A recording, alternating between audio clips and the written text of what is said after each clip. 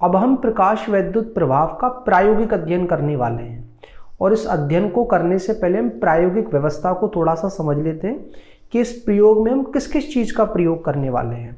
तो इसके अंदर एक कांच की निर्वात नली होती है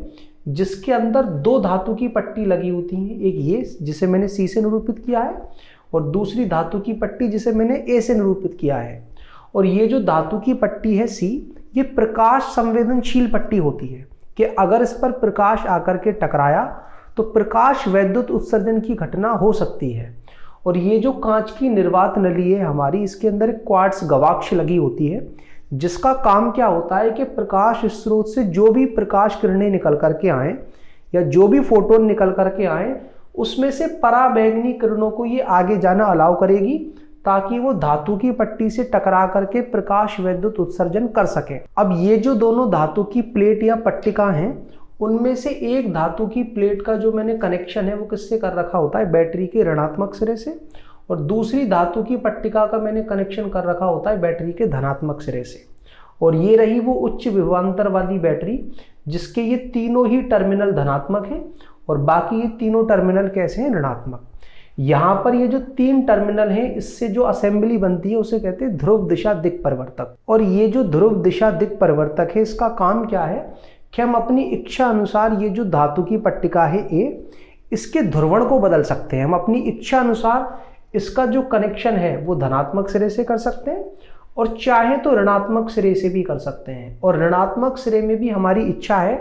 कि हम कितने अधिक ऋणात्मक सिरे से इसका कनेक्शन करना चाहते हैं, क्योंकि ये जो नीचे वाला हमारा सिरा है उसका ऋणात्मक विभव इस ऊपर वाले ऋणात्मक सिरे से ज़्यादा है। तो अपनी इच्छा अनुसार हम इस धातु की पट्टिका के ध्रुवण को बदल सकते हैं और प्रयोगों को कर सकते हैं। और इन सभी चीज़ों के अलावा इस प्रायोगिक व्यवस्था में एक माइक्रोमीटर और लगा होता है जिसका काम होता है इस परिपथ में बहने वाली प्रकाश विद्युत धारा को नापना।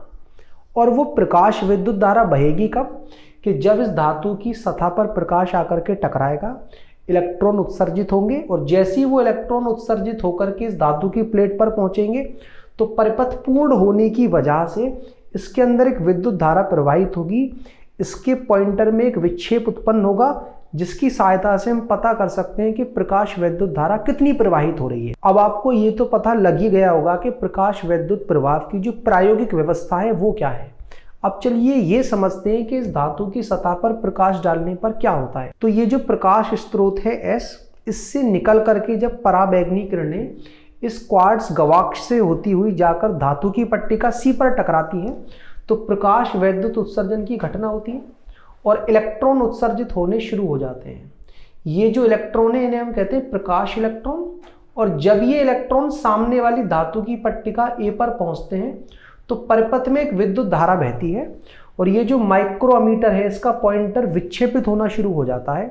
और जो धारा इसमें बह रही होती है उसे हम कहते हैं प्रकाश विद्युत धारा। और ये जो डाला गया प्रकाश है इसके दो पैरामीटर हैं, एक तो इसकी आवृत्ति और एक इसकी तीव्रता, जिनकी सहायता से ये जो प्रकाश विद्युत धारा है परिपथ में बहने वाली वो परिवर्तित हो सकती है।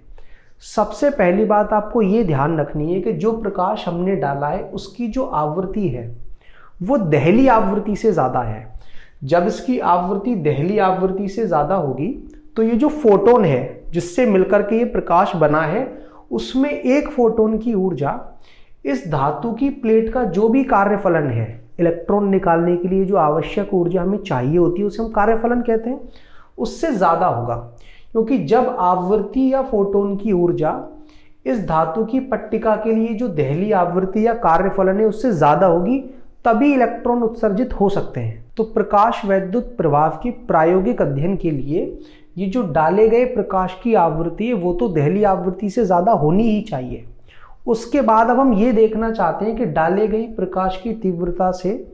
ये जो प्रकाश वैद्युत धारा है जो इस परिपथ में बह रही है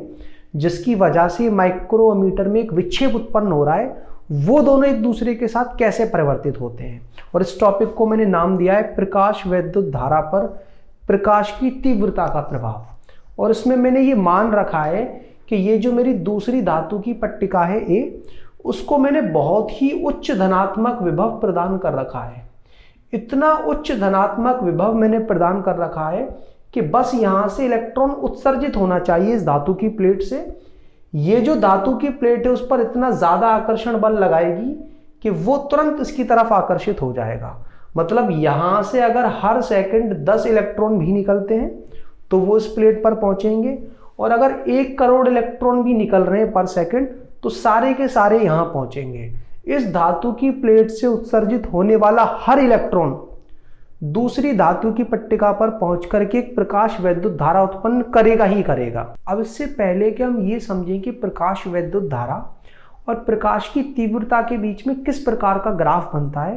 पहले हम ये जान लेते हैं कि प्रकाश वैद्युत धारा और प्रकाश की तीव्रता होते क्या हैं। हो सकता है आपको पता है, लेकिन थोड़ा सा एक रफ आइडिया ले लेते हैं कि विद्युत धारा होती है आवेश बटे समय, और इस स्थिति में जो धारा के लिए आवेश है वो कहाँ से आ रहा है, यहाँ से जो भी इलेक्ट्रॉन उत्सर्जित हो रहे हैं वो सभी यहाँ पर पहुँच रहे हैं। तो मान लेता हूँ n इलेक्ट्रॉन यहाँ पर पहुँच रहे हैं और 1 इलेक्ट्रॉन का आवेश होता है E, तो जो आवेश उस धातु की पट्टिका A पर पहुँच रहा है वो है NE, और जो समय लग रहा है वो है T। तो n बटे T क्या हो गया, प्रति सेकंड जो इस धातु की पट्टिका A पर इलेक्ट्रॉन पहुँच रहे हैं उनकी जो संख्या है वो ये निर्धारित करेगी कि कितनी प्रकाश विद्युत धारा इस परिपथ में बहेगी। अगर प्रति सेकंड ज्यादा इलेक्ट्रॉन धातु की पट्टिका पर पहुंचेंगे तो ज्यादा विद्युत धारा प्रवाहित होगी। और दूसरी तरफ अगर हम बात करें प्रकाश की तीव्रता की, तो जो प्रकाश की शक्ति है और वो शक्ति या वो ऊर्जा जितने क्षेत्रफल से उत्सर्जित हो रही है उन दोनों का जो अनुपात है वो हमें क्या देता है, प्रकाश की तीव्रता। और ये जो प्रकाश स्रोत की शक्ति है वो कैसे निकलती है कि प्रकाश स्रोत से जो भी ऊर्जा उत्सर्जित हो रही है और उस ऊर्जा के उत्सर्जन में जो भी समय लग रहा है उन दोनों के अनुपात से आपको शक्ति पता लग जाएगी। शक्ति को जैसे ही आपने क्षेत्रफल से विभाजित किया आपको प्रकाश की तीव्रता मिल जाएगी। और ये जो ऊर्जा है उसे कौन लेकर के आता है, फोटोन। तो मान लेते हैं n फोटोन है जिनमें से एक फोटोन की ऊर्जा है EP, और बटे में समय और इनटू में वो क्षेत्रफल जहां से वो उत्सर्जित हो रहे हैं, इस सब से आपको क्या मिल जाएगी, प्रकाश की तीव्रता। अब ये जो प्रकाश की तीव्रता का सूत्र है उसमें जो EP है वो 1 फोटोन की ऊर्जा है, और 1 फोटोन की ऊर्जा इस बात पर निर्भर करती है कि प्रकाश की आवृत्ति क्या है। तो अगर आपने प्रकाश की आवृत्ति नहीं बदली तो 1 फोटोन की ऊर्जा नहीं बदलेगी, और 1 फोटोन की जो ऊर्जा है वो कार्यफलन से ज्यादा होनी चाहिए, और A वो क्षेत्रफल है जितने क्षेत्रफल पर आकर के प्रकाश टकरा रहा है, और उस क्षेत्रफल पर प्रति सेकंड जो फोटोन आकर के टकरा रहे हैं वो है n/t। और आपको ये बात पता हो कि 1 फोटोन 1 इलेक्ट्रॉन उत्सर्जित कर सकता है। तो अगर किसी धातु की पट्टिका पर प्रति सेकंड 1 लाख फोटोन आकर के टकरा रहे हैं और हर फोटोन की जो ऊर्जा है वो कार्यफलन से ज्यादा है, तो प्रति सेकंड 1 लाख ही इलेक्ट्रॉन उत्सर्जित होंगे। तो मैं यहां पर यह कहना चाह रहा हूं कि विद्युत धारा में जो प्रति सेकंड इलेक्ट्रॉनों की संख्या है जो धातु की पट्टिका A पर पहुंच रही है वो प्रकाश की तीव्रता पर निर्भर करती है, क्योंकि प्रकाश की तीव्रता यह निर्धारित करेगी कि कितने फोटोन प्रति सेकंड आकर के टकरा रहे हैं। जितने फोटोन प्रति सेकंड आकर के टकराएंगे उतने ही इलेक्ट्रॉन यहां से प्रति सेकंड उत्सर्जित होंगे, और अगर इसका विभव बहुत ज्यादा है तो वो सभी के सभी धातु की पट्टिका A पर पहुंच जाएंगे और जिससे विद्युत धारा प्रवाहित होगी। जब भी इस प्रायोगिक अध्ययन में हम तीव्रता को बढ़ाएंगे तो हम फोटोन की ऊर्जा नहीं बदलेंगे।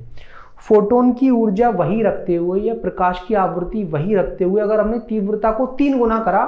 तो उसका मतलब ये है कि प्रति सेकंड 3 गुना ज्यादा फोटोन उत्सर्जित हो रहे हैं।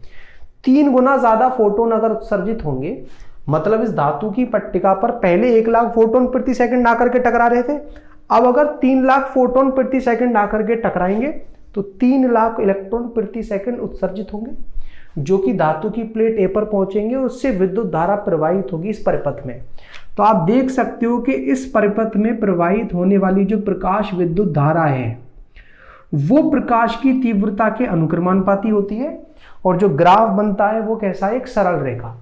कि अगर प्रकाश की तीव्रता 0 हो जाए, 0 होने का मतलब एक भी फोटोन आकर के धातु की पट्टिका C पर नहीं टकराता तो एक भी इलेक्ट्रॉन उत्सर्जित नहीं होगा, और जब इलेक्ट्रॉन उत्सर्जित होगा ही नहीं तो धातु की पट्टिका A पर भी कुछ नहीं पहुंचेगा, तो प्रकाश विद्युत धारा क्या होगी, 0। और मान लीजिए कि प्रकाश की तीव्रता कुछ इस प्रकार है कि उसका मान है x,